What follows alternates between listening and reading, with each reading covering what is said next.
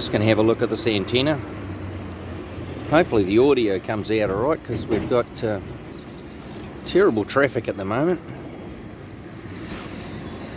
A bit of a quandary as to what to do with this. When you put bases on, you never put them into the bottom part of the profile.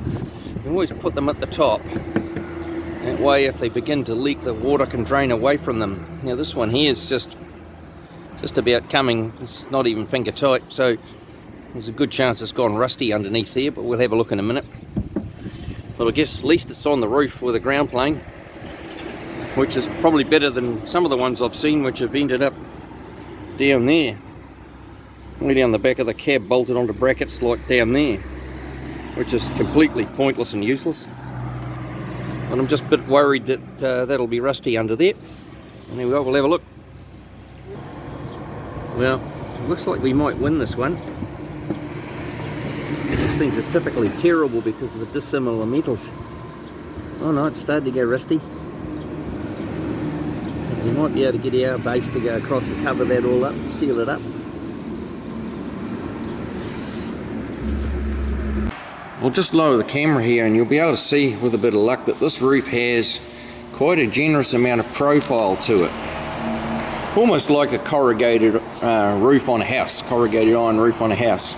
Now if you have a choice when you're going to put your base through, I highly recommend you put your base through on the part of the profile which is sticking up like that.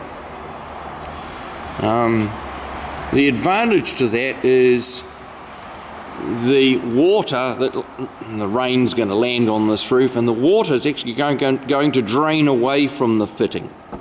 If you choose to put the fitting in a hollow like that, you have a chance that the water will pool around this fitting, and therefore a much greater chance that if there is a breach to the rubber seal here, that it will leak and the driver will get a shower every time it rains. So I highly recommend you get it up here.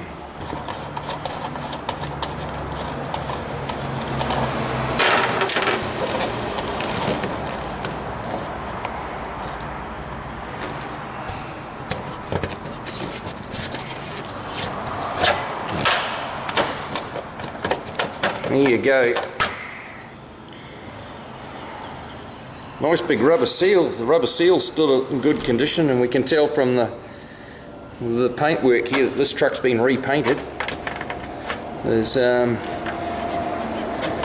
no water entry at that point there, but what we're going to do is we're going to push that down. We'll apply some sealant to the bottom of it, then we will poke it back up again and do that back up tight again. Make absolutely sure there's no little gap or little cavity for the water to get in. There you go, that's what it looks like. So you put a generous big dollop right around it, and we'll push it back up from below. And you put the sealant underneath the washer like that. Place it over there.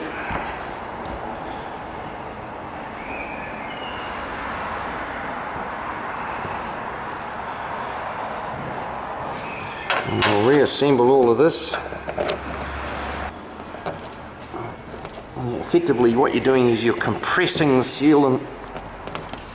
The top cap and the rubber compresses the sealant downwards, and the sealant we put on below compresses it upwards. And should fill all of the cavity, any of the available space. And this bit that squeezes out, I call that flash. Don't worry about that, nobody can see it up here. You can pick it off afterwards if you want, after the silicon's set, but the material, nobody will see it. Well, when I first climbed up the ladder and looked over the roof of this truck, my very first thought was, gee, that's ugly. Now, just to explain in a little bit more detail, we're on the roof of a truck, and because we're on the roof of the truck, we've got this great huge ground plane. So if you've got a ground plane, why not install a quarter wave whip? Now a quarter wave in the EN band is about 500 millimeters. 500 millimeters tall. And of course you'd be using a antenna base with a, like in the previous video, an antenna base with a big sealing washer.